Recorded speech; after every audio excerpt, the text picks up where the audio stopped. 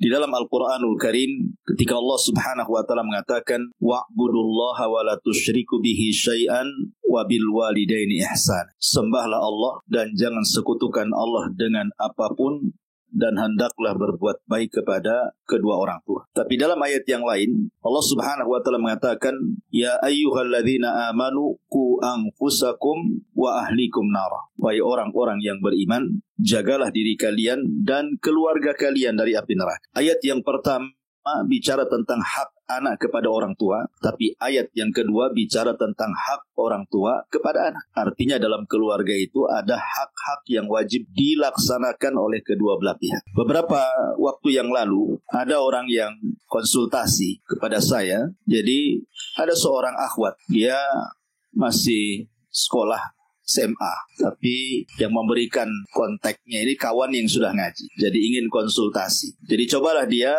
konsultasi dengan saya. Ketika itu dia mengatakan seputar kelakuan orang tuanya. Jadi anak gadis ini mengatakan, Ustadz, secara materi orang tua sudah memberikan apa yang seorang anak itu cita-citakan. Tinggal di tempat bagus, alhamdulillah rumah saya bagus, kamar juga bagus, bahkan orang tua memberikan kendaraan lagi. Jadi kemudian pakaian yang bagus, tas yang bagus, pokoknya yang dicita-citakan seorang anak kepada orang tua itu semua tercapai. Jadi saya bilang alhamdulillah, harusnya kamu bersyukurlah punya orang tua seperti itu. Banyak orang tua yang tidak sanggup memberikan sesuatu kepada anaknya. Kamu di atas nikmat. Dia mengatakan bukan begitu Ustaz. Gitu. Masalahnya apa? Memang dia bisa memberikan dunia kepada saya. Apa yang saya inginkan terpenuhi oleh orang tua. Masalahnya dia tidak memberikan sesuatu yang saya inginkan hari ini. Apa itu? Ketenangan hati. Untuk ngobrol dengan bapak saya aja susah. Alasannya sekian menit itu sekian ribu tuh. Karena dia konsultan. Dari sini kemudian saya tanya, cobalah kamu yang mendekati orang tuamu. Kalau orang tuamu tidak bisa dekati, kamulah yang dekati. Dia bilang saya sudah usaha. Terus sekarang gimana? Karena saya tidak mendapatkan ketenangan hati dari orang tua, tidak pernah diberikan kasih sayang, terpaksalah saya mencari pasangan. Rupanya dia punya pacar gitu. Yang selama ini justru harusnya orang tua yang lebih sayang dengan anaknya, pacarnya pula sayang dengan dia. Bahkan akhirnya rusak. Naudzubillah, kemudian dia hamil. Jadi dia takut mau ngomong sama orang tua ini, takut. Jadi minta solusi. Ya. Begitulah pergaulan bebas. Ya, saya bilang harus terus terang. Gak bisa, orang tua harus tahu. Tapi penggalan konsultasi ini kita bisa ambil benang merahnya. Artinya ketika anak itu tidak mendapatkan kasih sayang orang tua, akhirnya dia lari mencari kasih sayang orang lain. Makanya kalau kita perhatikan doa yang diajarkan Allah kepada kita anak-anak untuk mendoakan orang tuanya yang sering kita hafal, di mana kita disuruh mendoa Rabbirhamhuma kama rabbayani shaghira, kan? Ya Allah, berilah kasih sayang kepada orang tuaku karena sudah mentarbiyah diri. Kama rabbayani shaghira, saat aku masih kecil. Doa ini tidak ada unsur keduniaan sama sekali. Allah tidak katakan karena orang tua saya sudah ngasih makan saya, karena orang tua saya sudah ngasih pakaian saya, karena orang tua sudah ngasih rumah saya. Tidak. Tetapi karena orang tua memberikan kasih sayang kepadaku dan mentarbiyah diriku saat aku kecil. Artinya pendidikan yang hakikat orang tua kepada anak itu bukan semata-mata urusan dunia, tapi ini urusan tarbiyah. Makanya tadi ayat yang pertama saya katakan, Qu anfusakum wa ahlikum nar. Jagalah diri kalian dan keluarga kalian dari api neraka. Pembahasan yang kita akan fokuskan di sini adalah kezaliman orang tua kepada anak. Jadi terkadang kalau kita cerita tentang birrul walidain, sudah banyak kita mendengar, ya, banyak anak-anak yang durhaka kepada orang tuanya sehingga orang tuanya mengeluh, anak saya begini, anak saya begitu, macam-macam kan itu ya. Kebanyakan keluhan di masyarakat itu biasanya orang tua stres gara-gara anaknya. Ya.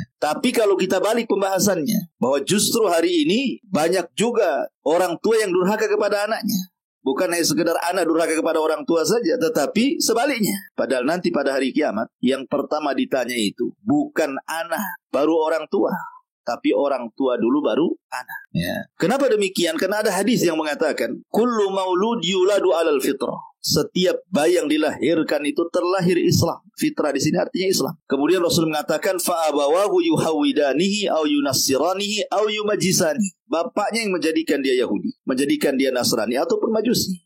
Hadisnya titik sampai di sini. Tidak ada kata-kata orang tua yang menjadikan dia Muslim. Karena tidak ada bayi di dunia ini yang Nasrani. Walaupun terlahir dari ayahnya yang Nasrani. Tidak ada bayi di dunia ini yang Yahudi. Walaupun ibu bapaknya Yahudi. Atau tidak ada bayi yang Majusi atau Hindu, Buddha atau apalah agamanya. Semua bayi itu terlahir Islam. Artinya masih dalam kondisi putih bersih. Lah orang tuanya yang mengoret-ngoret, yang mengotori keputihan itu.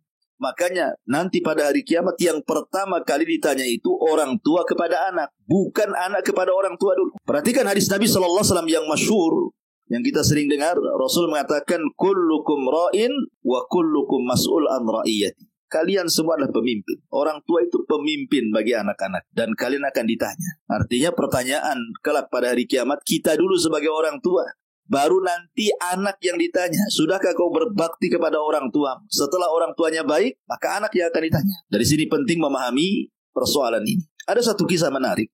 Walaupun kisah ini fihi nazar, ada beberapa kritikan para ulama, tapi masyhur kisah ini. Jadi di zaman Umar bin Khattab radhiyallahu an, ada seorang ayah mengeluh karena kenakalan anak-anak, dan itu yang banyak terjadi hari ini kan. Banyak keluhan-keluhan orang tua gara-gara kurang ajar anaknya kan.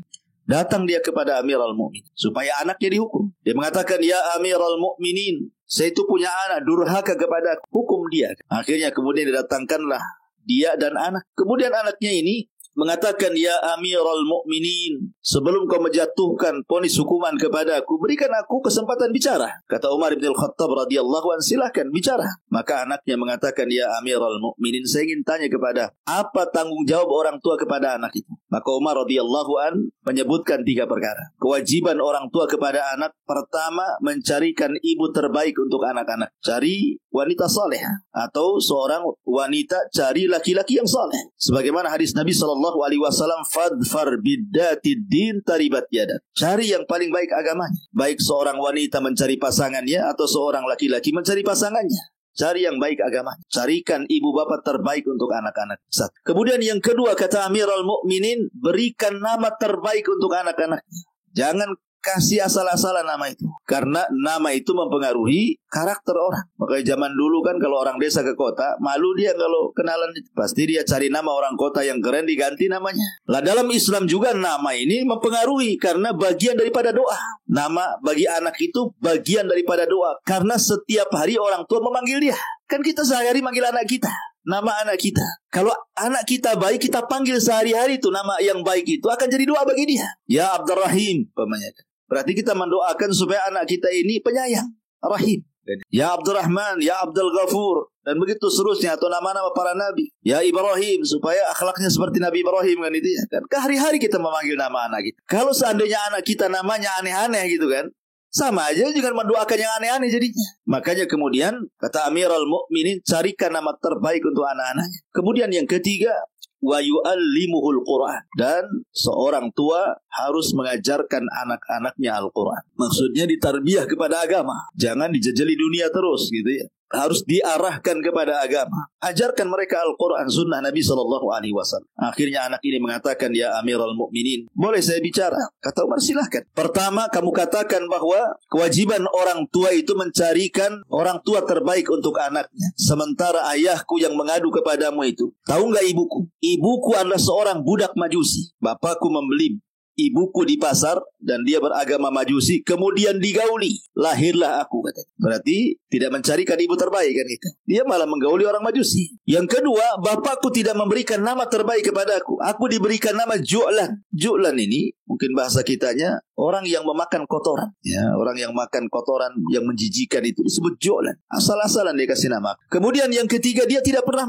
mentarbiah diriku. Tidak pernah dia ngajari Quran sama saya. Tidak pernah dia mengarahkan ke agama. Tidak pernah sama sekali. Maka Umar radhiyallahu an langsung mengatakan kepada bapaknya ini yang mengadu kepada Amirul Mukminin Umar bin Khattab radhiyallahu an, faltafata Amirul Mukminin. Maka Amirul Mukminin pun kemudian melihat wajah laki-laki tersebut, orang tua tersebut, dan mengatakan, ajina ilayya tashku uquqa ibnataka wa qad aqaqtahu qabla an ya'uqaha. Maka Umar mengatakan, apakah engkau hendak datang mengadukan sesuatu soal kedurhakaan anakmu kepadamu sementara kau yang sudah durhaka kepada anakmu? Terbalik kamu itu. Itu maksudnya ya. Saya kira kau mengadukan kedurhakaan anakmu kepada aku, rupanya engkau yang durhaka kepada dia. Maka Umar mengatakan, wa asa'ta ilaihi qabla an yasi'a ilaika. Kau berbuat jahat dulu kepadanya sebelum dia berbuat jahat kepadamu. Ya, dari sini bahwa tidak semua kalimat durhaka itu mesti dari anak ke orang tua. Terkadang dari orang tua juga, kalau dia tidak mentarbiah anaknya, dia juga durhaka dengan anaknya. Makanya saya tertarik dengan perkataan Imam Ibnul Qayyim rahimahullah ta'ala mengatakan bahwa aktsaru fasadil abna minal aba. Kata Imam Ibnul Qayyim rahimahullah ta'ala, kebanyakan rusaknya anak-anak itu ditimbulkan karena orang tuanya. Banyaknya rusaknya anak itu karena yang merusak orang tuanya. Adapun pergaulan bebas atau perkawanan-perkawanan yang jelek itu akibat daripada tarbiyah yang salah sebenarnya. Jadi kalau orang tua mentarbiah anaknya dengan benar, tidak mungkinlah dia melakukan pergaulan seperti itu. Makanya kata Imam Ibnul Qayyim, aksaru fasadil abna minal aba. Kebanyakan rusaknya anak-anak itu karena ayahnya, karena ibunya mendidik tidak benar. La yantafi'u li anfusihim, tidak akan memberikan manfaat kepada diri-diri mereka, dan juga la yantafi'u inda kibarihim li abaihim, dan juga tidak membawa manfaat bagi orang tua ketika dia sudah tua. Kan keinginan orang tua itu kalau punya anak, kalau dia sudah tua ada yang merawat gitu maksudnya kan. Kalau orang awam kan begitu ya. Kalau kita sudah ngaji ya terserahlah kan. Yang jelas bahwa kama tadi nutu, dan kita punya kaedah sebagaimana kita melakukan sesuatu maka Allah akan membalas sesuatu itu. Sebagaimana kita berbuat baik kepada anak, nanti anak akan berbuat baik kepada kita. Kaedah kita itu sederhana. Tapi kalau orang-orang awam kan beda cara berpikirnya kan. Dia berpikir itu, kenapa saya harus punya anak banyak? Kenapa saya harus merawat mereka? Supaya nanti kalau sudah tua mereka yang merawat saya. Kalau kita tidak perlu kita berangan-angan seperti itu. Rawat aja dengan baik, nanti akan berbuat baik sama kita. Karena kita berpatokan dengan hadis Nabi SAW, tabarru aba'akum tabarrukum abna'ukum. Sebagaimana kita berbuat baik kepada orang tua kita, nanti anak-anak kita juga berbuat baik kepada kita. Ada imbasnya di situ. Ma'asyiral muslimin wal muslimat rahimani wa rahimakumullah. Bahkan dijelaskan juga oleh beberapa para ulama tentang ahammiyatu asyratu uquq atau asrutu hukuki al-walidaini li abnaihim. Jadi kata para ulama, perhatikan 10 perkara yang harus ada pada setiap orang tua kepada anaknya. 10 perkara ini perhatikan ya. Yang pertama, ikhtiyarul ummi salihati tayyibati dzatal asli tayyibati wal khuluqil qawimi.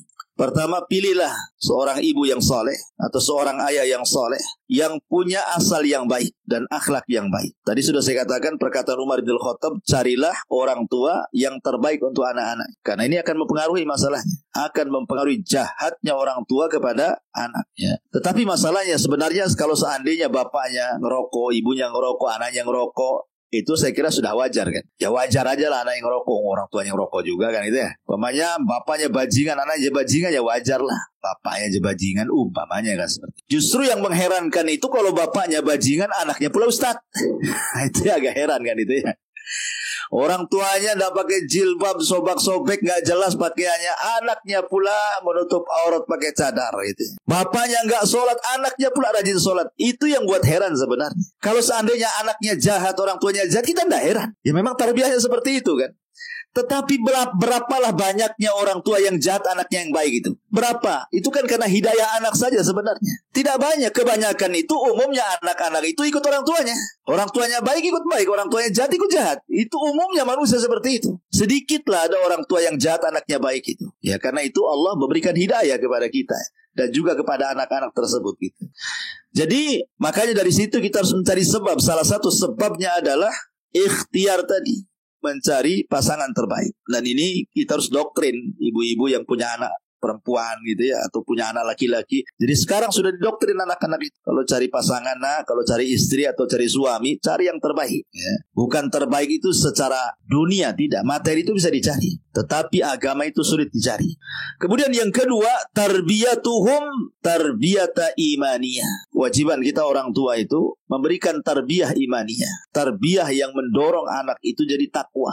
Ya, jadi takut kepada Allah Subhanahu wa taala. Dan jangan pernah bosan mentarbiyah anak itu, walaupun anak kita anggaplah sudah nikah, sudah punya istri, punya suami, punya anak-anak, tidak terputus kewajiban orang tua mentarbiyah mereka walaupun mereka sudah sama-sama tua. Mana kisahnya? Kisah Nabi Ibrahim. Ketika Ibrahim mendengar anaknya Nabi Allah Ismail menikah, dia pengen tahu karakter istrinya seperti apa, karena nggak pernah ketemu masalahnya. Berangkatlah Ibrahim dari Palestina ke Mekah, ke suku Jurhum. Kemudian bertamu ke rumah Ismail. Ismail sedang nggak ada, sedang kerja.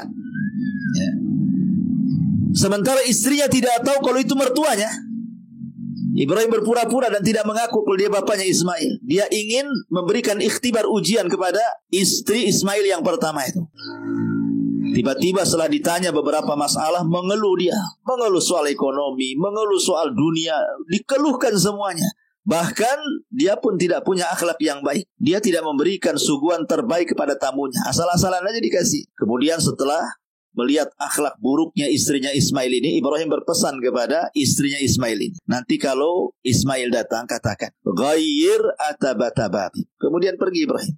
Akhirnya setelah pergi Ismail, kemudian datang istrinya, ceritalah, tadi ada orang tua datang kemari, ya saya pun mengeluhkan sesuatu kepadanya. Kata Ismail, apa yang dikatakan orang tua itu, dan ada nggak wasiat untukku, katanya. Ismail tahu itu bapaknya kan itunya. Nggak tahu katanya. Dia cuma berpesan kalau datang suamimu katakan ghayyir atabatababik, ganti itu tangga yang menuju rumah depanmu tuh. Maksudnya sudah diceraikan gitu. Gak beres istrimu ini gitu.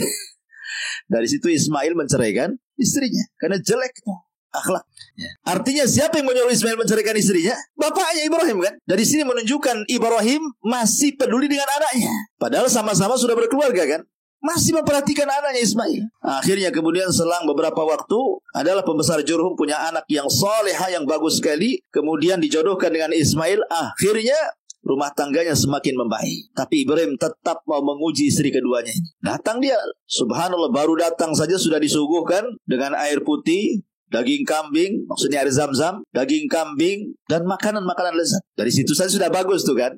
Padahal nggak kenal bahwa itu adalah mertuanya tuh. Kemudian ditanya soal kehidupannya, masya Allah dia qanaah. Dia senantiasa ridha dengan pemberian Allah Azza wa Jalla. Maka melihat akhlak terbaik istri Ismail kedua ini, maka Ibrahim mengatakan, la tughayyir atabatababik. Nanti kalau suamimu datang, katakan jangan korobah lagi tangga tuh. Jangan korobah lagi tangga ke depan rumahmu itu. Biarkan tangga itu terpasang di situ katanya. Datanglah Ismail. Kemudian wanita ini menceritakan tadi ada orang tua begini-begini sifatnya. Ismail senyum. Dia tahu itu bapaknya. Berpesan apa itu bapakku kepadaku? Seorang Ismail mengatakan seperti itu. Dia berpesan la tughayyir atabatababik. Jangan dirubah lagi tangga. Akhirnya Ismail, dia meneruskan rumah tangganya dengan istri keduanya yang baik akhlak. Dari keturunannya lahir Nabi kita, Nabi Muhammad SAW. Dari keturunan orang baik, istrinya baik, dia juga seorang Nabi. Lahir Nabi kita. Syahidnya di sini apa? Tidak boleh ada henti-hentinya orang tua itu untuk terus mentarbiyah anaknya. Walaupun sudah berkeluarga kan. Bahkan dalam kondisi anak itu kufur sekalipun, meregang nyawa, mau mati sekalipun, tetap kewajiban orang tua mengajak yang terbaik. Lihat kisah Nuh. Kisah Nuh alaihi salatu wassalam. Dia naik ke atas perahu setelah ada sinyal akan turun azab kan. Nah salah satu putra Nuh itu kan ada 4 tuh. 1 Syam, 2 Ham, 3 Yafis. Lah 1 ini beda pula dia. Namanya Kan'an. Dia kufur. Dia ikut ibunya. Ini menunjukkan apa? Kalau orang tidak pandai mencari ibu terbaik, ya beginilah akhirnya lahir Kan'an. Karena istrinya Ismail kufur. Pengaruh juga kepada anaknya. Ada 1 anaknya kesangkut pula dengan akidah dia. Ketika Nuh naik perahu, banjir sudah mulai datang gitu kan. Kemudian terpisahlah Kan'an dari orang-orang kafir itu. Dia lari ke gunung, dikejar sama perahunya Nuh tuh. Apa kata Nuh lihat Kan'an? Irkam ma'ana, ya bunayya irkam ma'ana. Hei anakku, naik ke perahu katanya. Naik. Nuh masih punya kesempatan, mudah-mudahan kalau dia naik ke perahu nanti didakwai, nanti sadar gitu kan. Tapi anaknya tidak dan mengatakan sa'awi ila jabal, aku tidak akan pedulikan kamu, saya akan naik ke atas gunung katanya. Nuh sudah mengatakan la asimal yaum, tidak ada yang selamat hari ini, masuk. Tapi dia tetap mengatakan sa'awi ila jabal, saya akan naik ke gunung katanya. Nggak akan sampai ini air ini. Ketika anaknya tidak mau dan tetap saja keras kepala, akhirnya Allah katakan kepada Nuh, tinggalkan anakmu, innahu laisa min ahlik, dia bukan keluargamu lagi. Tinggalkan, akhirnya tenggelam mati sama istrinya. Tapi syahidnya di sini bagaimana Nuh alaihi salatu wasallam tetap memperhatikan anaknya kan. Padahal sudah jelas-jelas kufur. Kan itu ya. Mau mati lagi itu, mau kena azab lagi. Tapi dia masih menaruh harapan gitu ya, supaya anak itu berubah gitu maksud. Maka dari sini tidak boleh putus asa orang tua itu untuk terus mentarbiyah anak. Terkadang kita ini diuji oleh anak ya, tidak nurut sama orang tua, atau mungkin kurang ajar dengan orang tua, terkena pergaulan bebas. Padahal itu sendiri kesalahan orang tuanya sendiri sebenarnya kan ya. Tetapi bagaimanapun mengharap hidayah Allah subhanahu wa ta'ala itu yang terbaik. Kita terus minta kesadaran anak kita supaya bertobat kepada Allah azza wa jalla. Ini yang kedua kata ulama. Yang ketiga kata para ulama adalah al-ihtimamu bita'limihim. Berusaha untuk punya perhatian kepada anak-anak itu dengan cara mengajarkan yang terbaik kepada mereka. Bahkan ada seorang anak itu hampir mau bunuh orang tuanya karena selalu dibeda-bedakan dari anak-anaknya yang lainnya. Jadi orang tuanya itu terlalu keras sama anaknya. Sedikit-sedikit dicacinya anaknya, dimakinya, kadang dipukulnya anak itu. Sehingga anak ini berkeinginan, bercita-cita mau bunuh orang tuanya. Hampir saja saya taruhkan racun itu katanya, biar mati bapak itu. Kan ada anak yang membunuh orang tuanya kan. Kenapa? Karena tidak ditarbiyah masalahnya. Dendam dia jadinya sama ayahnya sendiri. Makanya betul tadi kata Imam Ibnul Qayyim itu, anak yang tidak ditarbiyah ini sudah tidak manfaat bagi anak itu sendiri kelahirannya. Yang kedua, setelah anak ini besar pun tidak akan manfaat setelah tua orang tuanya. Makanya pentingnya di sini al-ihtimam bi ta'limihim. Jadi berusaha untuk punya perhatian dengan mengajarkan mereka, duduk bersama mereka, beri kasih sayang kepada mereka. Makanya dulu ada seorang sahabat namanya Aqra ibn Habis di zaman Nabi. Aqra ibn Habis duduk bersama Nabi.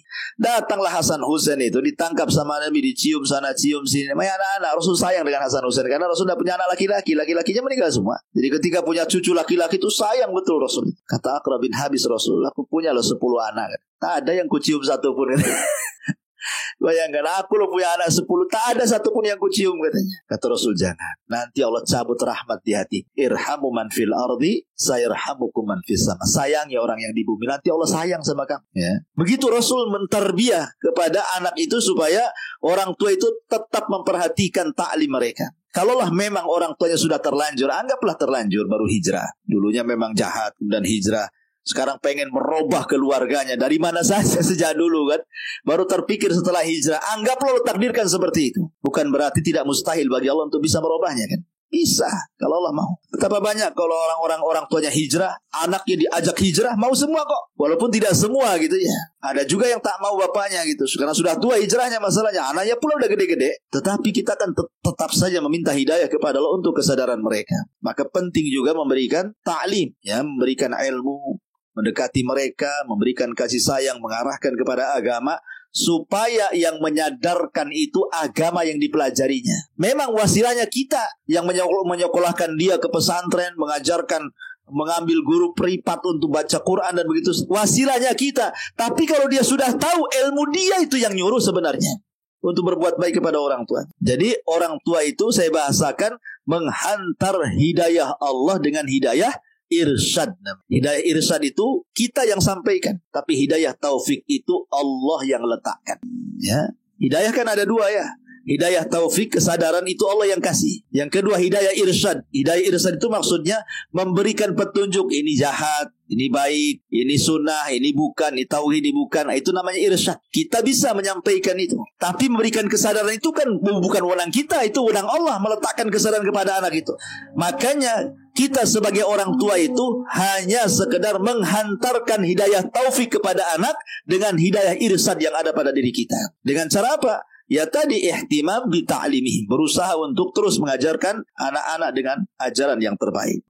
Kemudian juga yang keempat kata ulama adalah memberikan ikhtiyarul ismil jamil. Tadi sudah saya jelaskan, memberikan nama yang terbaik kepada anak-anak. Jangan asal kasih nama saja ya, nama anaknya siapa? Hamimah Ustaz. Tahu Hamimah? Hamimah itu neraka yang menyala-nyala, itu Hamimah artinya. Saya kira bagus itu, karena saya tidak tahu bahasa Arab Ustaz masalahnya. Itu kan bahasa Arab, itu ada di Quran tuh katanya.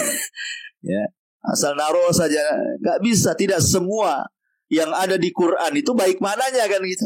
Masa kasih nama neraka gitu.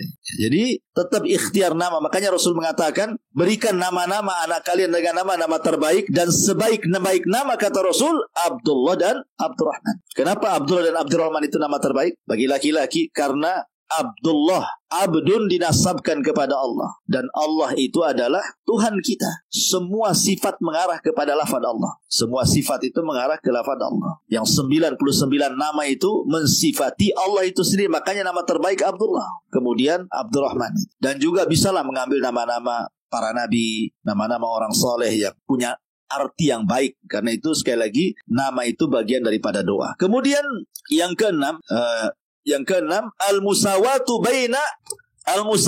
bainahum fil atiyati. Tidak boleh membeda-bedakan, memberikan sesuatu orang tua kepada anaknya. Karena ini akan menzalimi anak satu dengan yang lainnya. Dulu di zaman Nabi ada sahabat namanya Nu'man ibn Bashir. Nu'man bin Bashir ini adalah sahabat Ansor pertama yang lahir pasca hijrah dari kalangan Ansor. Tapi kalau dari kalangan Muhajirin, Abdullah ibn Zubair, bayi yang lahir pertama pasca hijrah Nabi ke Madinah. Bashir ini punya anak banyak, tapi dia suka dengan Nu'man ini dibandingkan anak-anak dia yang lainnya. Sebenarnya kalau secara kecintaan sih tidak apa-apa, orang tua tidak adil itu tidak masalah. Umpamanya orang tua lebih cinta kepada salah satu anaknya karena akhlaknya, karena dia cerdas agama, karena baik sama orang tuanya, karena lembut anaknya, tidak macam-macam, tidak melawan, sehingga kita lebih suka sama dia. Tidak adil dalam kecintaan tidak dicela, karena agama tidak pernah mengurus hati. Agama itu tidak pernah mengurus hati. Makanya Nabi lebih cinta kepada Aisyah pun tidak dicela oleh Allah kan, dibandingkan istri-istri yang lain, karena agama tidak pernah mengurus hati. Maksudnya mengurus perasaan itu. Tetapi yang dimaksud adil kepada anak-anak ini bicara soal pemberian. Jadi Bashir ini mengadu kepada Nabi SAW karena dia disalahkan sama istrinya sudah memberikan lebih kepada Nu'man dibandingkan kepada anak yang lainnya. Apa dibolehkan seperti itu? Maka Rasul marah dan mengatakan kepada Bashir, engkau sudah berbuat zalim, katanya. Kau utamakan satu anak dan kau telantarkan anak yang lainnya. Kalau engkau memberi kepada Nu'man, beri juga yang lainnya.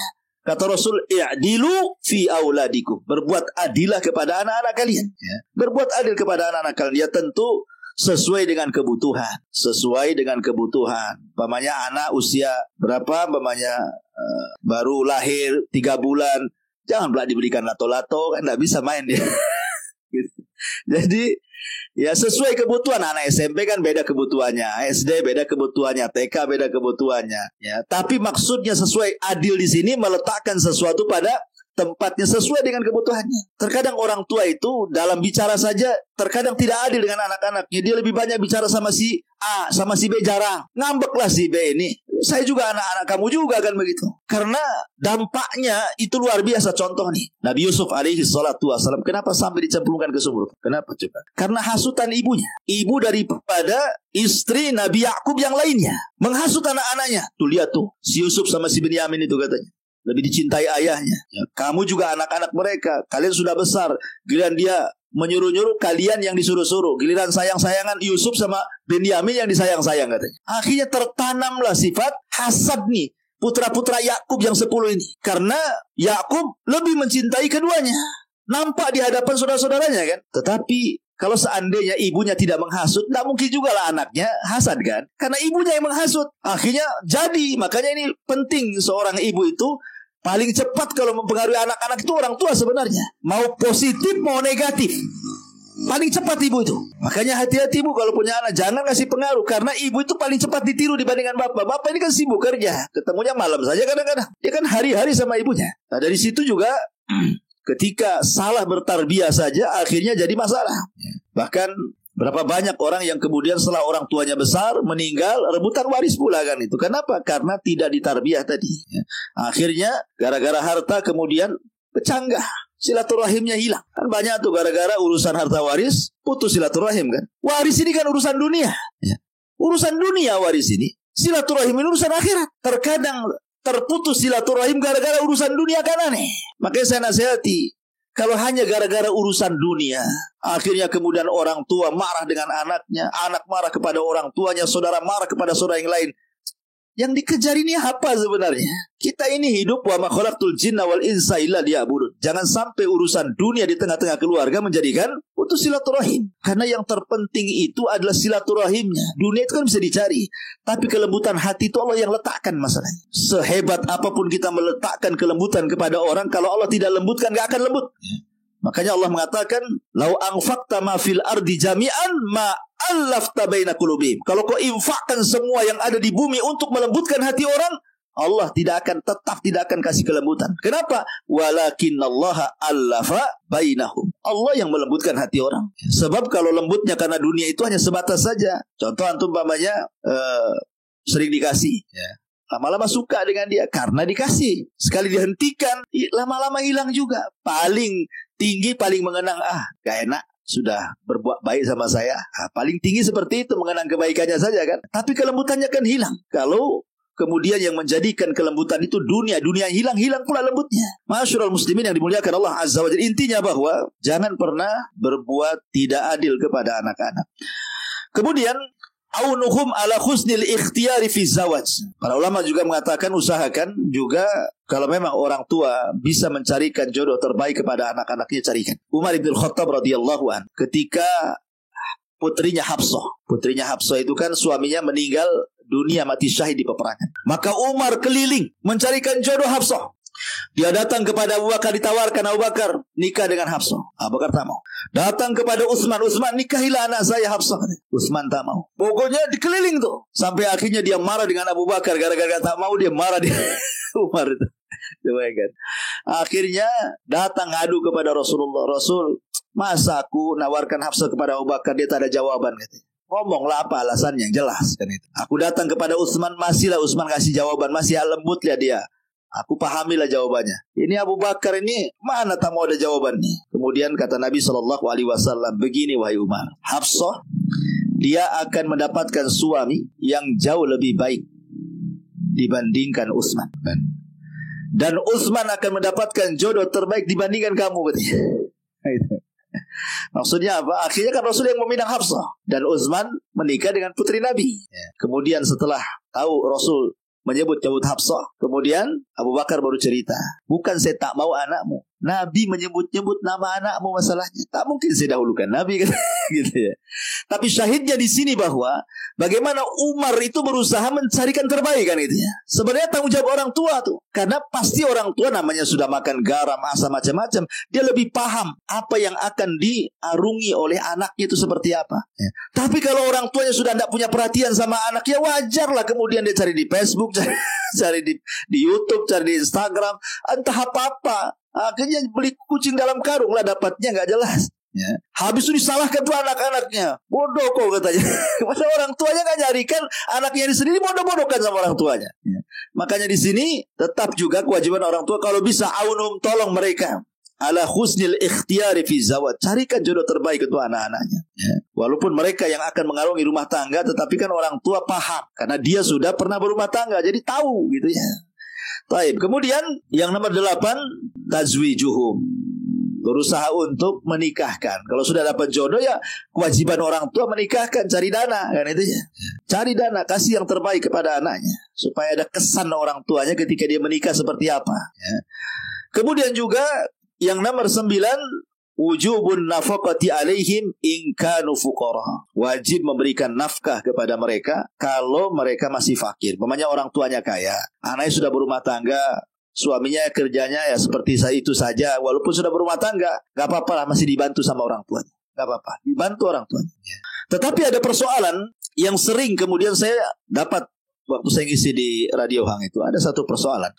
Jadi ada seorang anak mengeluh gara-gara apa? Diancam sama orang tuanya. Sama-sama sudah ngaji ya, mungkin baru hijrah lah gitu. Jadi orang tua itu mendengar hadis Nabi SAW, anta wa maluka li abik, kamu dan hartamu milik bapakmu. Kan ada hadis yang seperti itu kan ya. Hadis Jabir bin Abdullah radhiyallahu an, di mana Jabir ini menceritakan tentang seorang sahabat yang kemudian orang tuanya selalu mengeluh soal harta. Akhirnya Rasul mengatakan, anta wa maluka li abik, hartamu dan hartamu li abiki, milik orang tua, milik bapak. Jadi orang tuanya mensyaratkan sama anaknya, padahal udah berumah tangga tuh, pokoknya gaji anak laki-lakinya yang megang ibunya katanya. Yang megang ibunya ya. Kemudian ditakut-takuti dengan hadis ini anaknya itu. Nabi yang ngomong, kamu hartamu milik aku katanya, kamu saja milik aku katanya, apalagi hartamu. Maka gajimu gak boleh yang megang istrimu, aku yang pegang katanya. Akhirnya ya masalah istrinya ini dengan istrinya, hari-hari bertengkar dengan istrinya. Sementara suaminya bingung, takut durhaka sama orang tua, satu sisi ini juga istrinya gitu ya. Jadi cobalah kemudian dia konsultasi, nanya gimana nih Ustadz nih kayak gini nih. Kasusnya nih kayak gini nih. Jadi setelah saya baca-baca jawabannya. Kalimat anta wa maluka li abik. Kamu dan bapak hartamu itu milik bapakmu. Kata Imam Asy-Syaukani rahimahullahu taala, Imam Asy-Syaukani rahimahullahu taala dan juga Imam Ibnul Qayyim dan yang lainnya mengatakan bahwa kalimat li abik di situ ada lam. Lam di sini memang banyak maknanya. Ada lil milki. Lam itu maksudnya memiliki makna kepemilikan seperti alhamdulillahi. Ya. Lillah itu artinya li di sini hanya semata-mata milik Allah. Segala pujian-pujian itu hanya milik Allah. Tidak berhak selain Allah dipuji. Ada maknanya lil milki. Tapi ada juga makna lam itu tidak semua lil milki. Bisa saja kata Imam Asy-Syaukani rahimahullahu ta'ala dan juga Imam Ibnul Qayyim, lam dalam hadis ini adalah lil ibahati. Maksudnya lil ibahah. Ibah itu maksudnya artinya boleh. Sewaktu-waktu orang tua boleh mengambil harta anaknya karena sebuah hajat dan kebutuhan. Sebab kata ulama, kalau lam di sini memiliki makna lil milki, kalau seandainya anaknya meninggal, berarti secara otomatis harta itu jadi warisan bapaknya, ya kan? Itu kan harta bapaknya, karena Rasul mengatakan kamu dan harta milik bapakmu. Jadi kalau anak itu meninggal, berarti istrinya nggak dapat, anaknya nggak dapat. Oh, itu milik bapaknya kok. Jadi akhirnya nggak lurus tuh maknanya tuh. Akhirnya para ulama mengatakan yang dimaksud di situ bukan artinya lil milki tapi lil ibahah. Boleh orang tua itu sewaktu-waktu mengambil harta anaknya lil hajah karena sebuah kebutuhan. Karena sebuah kebutuhan saja. Bukan secara mutlak kapan dia ngambil, dia ambil. Enggak kan itu. Mungkin orang tuanya pengen handphone supaya bisa komunikasi. Gak punya duit, minta sama anaknya kan itu. Ataupun umpamanya orang tuanya pengen apa gitu ya. Ya memang sebut namanya kebutuhan kan tidak setiap hari kebutuhan itu kan. Mungkin pengen beli sarung untuk sholat, pengen beli baju yang bagus ke lebaran. Ya kan sewaktu-waktu. Jadi jangan dipahami lam di situ walaupun riwayatnya memang sahih, bukan berarti bukan sewaktu-waktu harus diambil kekayaannya, bukan begitu. Ya. Ma'asyiral muslimat, yang muslimin wal muslimat rahimani wa rahimakumullah. Karena ulama itu ada juga yang kemudian memberikan syarat. Jadi ada syarat yang harus dipenuhi kapan orang tua itu boleh mengambil harta anaknya. Satu, kata ulama itu, orang tua boleh mengambil harta anaknya itu pertama yang bukan kebutuhan anaknya. Pemanya anaknya punya mobil. Kebutuhan dia dari rumah ke kantor pakai mobil itu. Atau motor dari rumah ke tempat pekerjaan itu motor satu-satunya. Kalau itu hajat anaknya jangan diambil. Jangan pula berdalil kamu dan hartamu milik aku, motormu saya ambil. Nanti jalan kaki dia. Masalah jadinya ya. Jadi bukan hal yang sifatnya kebutuhan untuk bekerja dia, tak boleh. Kemudian yang kedua, jangan mengambil harta yang bisa memadaratkan dia. Contoh umpamanya jilbab, ya kan? Anaknya yang perempuan cuma punya satu jilbab, diambil, akhirnya dia telanjang kan gitu, nampak aurat kan gitu, memadaratkan anaknya. Pokoknya apapun yang memadaratkan kalau seandainya diminta, jangan. Itu tidak boleh. Apapun, bukan ini contoh kecil saja ringan itu. Yang memadaratkan jangan diambil, tidak boleh. Kemudian yang ketiga tadi lil hajah, karena sebuah kebutuhan saja, bukan secara mutlak. Pokoknya kapan orang tuanya mau uang, langsung ambil uangmu di ATM. Bapakmu nih butuh nih. Tidak seperti itu. Jadi di sini tidak benar pemahamannya bahwa karena hadis itu kamu dan harta memilih bapakmu sehingga rekening anaknya pegang bapaknya. Stres di sini mau belanja, asih minta sama bapaknya. Gitu kan. Maka ini juga diluruskan pemahaman yang seperti ini. Kemudian yang nomor 10 ad-du'a ulahu, berusaha untuk mendoakan mereka. Ya. Orang tua itu kewajibannya mendoakan anaknya. Makanya Rasul mengatakan la tad'u ala anfusikum wa la tad'u ala auladikum wa la tad'u ala amwalikum wa la tuwafiqu minallahi sa'atan yus'alu fiha ata fayustajabu lakum. Jangan mendoakan jelek kepada diri kalian, jangan mendoakan jelek kepada anak-anak kalian, jangan mendoakan jelek kepada harta-harta kalian. Kenapa? Karena kalau dia mendoakan keburukan, tepat diaminkan para malaikat, maka itu bisa menjadi sebuah kenyataan. Diijabah doanya. Ya, makanya sering saya katakan sama antum kisah tentang Imam Masjidil Haram kan, Sudes. Ma'ruf. Siapa yang tidak kenal Sudes? Ya. Imam Sudes, Imam Masjidil Haram, imam favorit satu dunia ya, ditirukan suaranya oleh imam masjid itu, Imam Sudes. Salah satu biografinya dijelaskan. Namanya Imam Sudais juga manusia. Pernah melewati masa-masa remaja, masa-masa nakal kan itu ya. Tapi ibunya selalu tafaul. Pentingnya tafaulnya. Tafaul artinya jangan sekali-kali melontarkan kalimat jelek kepada anak. Itu maksudnya. Itu disebut tafaul. Semarah apapun orang tua sama anak itu, jangan melontarkan kalimat-kalimat jelek. Apalagi doa-doa jelek tidak boleh. Anggaplah anaknya salah. Ya. Betul-betul anaknya kurang ngajar. Kalau bisa jangan. Sehingga ibunya Imam Sudais ini selalu mengatakan kepada Sudais ini, kalau lagi nakal-nakalnya, kalau sudah hancur hatinya ibunya gara-gara kenakalan Sudais, dia cuma satu kalimat dia. Kalau dia ngomong lagi nakal untuk meluapkan emosi itu, idhab ilal haram, ya, faj'alhu imaman, kata. Kau daripada nakal gini, kau pergi ke haram, Allah jadikan kau imam di sana. Itu saja kata-katanya. Besoknya nakal lagi, kelahi lagi, marah lagi, itu lagi diucapkan. Pergilah kau ke haram, kau jadi imam sana. Nggak ada kata-kata, cuma itu saja ibunya ngomong itu. Akhirnya Allah takdirkan, jadilah dia imam. Siapa yang tidak kenal Imam Sudais? Satu dunia orang kenal. Kan enak Bu, kalau anaknya nakal pergi ke Jabal Uhud, gantikan Abu Merah tuh. Lama betul pula gantiin saja. Ya kan? Tapi kan maksudnya jangan pernah mendoakan keburukan. Jangan. Ya. Namanya manusia itu kadang salah. Mungkin anaknya salah, mengambil sikap dia salah, atau apa salah. Tidak bisa kan langsung kemudian dicela, di ini tidak bisa. Kalau bisa tafaul. Marah itu boleh karena kesalahan anak, tapi mendoakan buruk itu tidak boleh. Apalagi sampai meluapkan dengan kata-kata binatang, naudzubillah. Apalagi sampai kemudian dengan doa-doa kecelakaan. Lebih baik mati aja nah, kalau kau tahu kan durhaka waktu bayi udah keceki kamu itu kan, ada tuh yang gitu. Saking marahnya sama orang tua. Kalau tahu kau durhaka kayak gini, biar ku injek saya waktu bayi. Sekarang mau diinjek ngelawan tak berani orang tua. Kan itu ya. Saking ada anak durhaka seperti itu. Ya, ingat bahwa yang memutar balikan hati kita itu Allah. Maka mudah-mudahan dengan doa yang terbaik itulah Allah tidak mustahil merubah hati anak yang jahat itu jadi baik. Tidak mustahil bagi Allah. Banyak aku peristiwa-peristiwa. Anak yang tadinya durhaka jadi penyayang dengan orang tuanya. Baik, masyurul muslimin wal muslimat rahimani wa rahimakumullah. Inilah diantara nasihat para ulama. Intinya bahwa jangan sekedar orang tua itu menuntut anaknya baik, anaknya harus baik gitu. Tapi juga anak juga menuntut orang tuanya juga memberikan tarbiyah kebaikan kepada anaknya. Balance jadinya keluarga itu kan. Ya, jangan sampai berat sebelah. Kebanyakan kita ini terkadang orang tuanya yang banyak menuntut anak. Sementara tuntutan anak kepada orang tua maksudnya dalam tarbiyah itu tidak pernah dilakukan. Makanya terjadilah hukum karma. Ketika orang tua tidak sayang dengan anaknya, ketika orang tuanya sudah besar, sudah tua, butuh kasih sayang anak, anaknya tak sayang. Kan banyak kejadian itu. Buat apa saya sayangi bapak saya? Matilah lebih baik katanya. Saya aja gak pernah dirawat katanya. Telantarkan gak jelas, gak disekolahkan, sekolah putus, macam-macam. Karena saya itu pernah ada orang, alhamdulillah sudah hijrah si anak itu. Ya. Dia ditaruh sama orang tuanya di panti asuhan sejak bayi.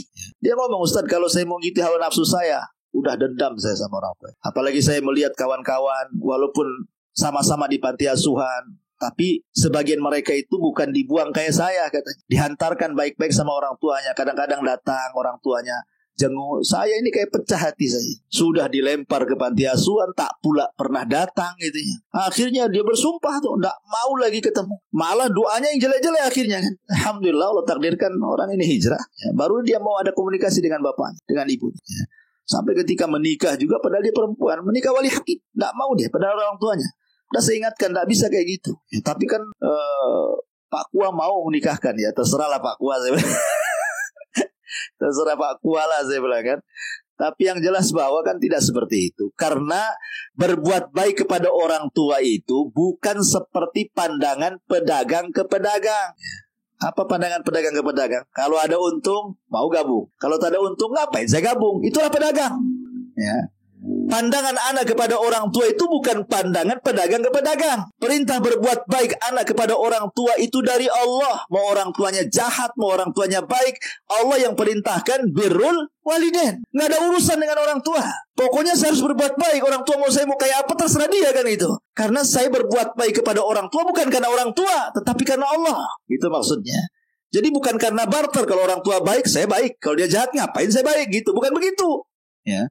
Perintah berbuat baik itu karena Allah. Sama juga ketika orang tua mentarbiyah anak. Bukan kalau anak saya baik, bukan begitu. Ya. Ini sudah kewajiban bahwa Allah mengatakan ku anfusakum wa ahlikum naro. Soal anak itu mau jadi apa, terserah. Kewajiban saya merawat dia, mentarbiah dia, mengarahkan dia ke agama. Soal nanti sudah besar, terpaksa. Karena banyak orang tua yang kecewa ketika mentarbiah anak bukan karena Allah. Tidak sesuai dengan keinginannya. Maunya anak jadi polisi, jadi satpam pula. Kan nggak balance tuh. Gitu ya. Pokoknya jadi anak pengusaha, jadi karyawan pula. Itu karena niatnya bukan karena Allah. Wallahu a'lam. Ini di antara nasihat-nasihat yang disebutkan para ulama soal kezaliman seorang orang tua kepada anak.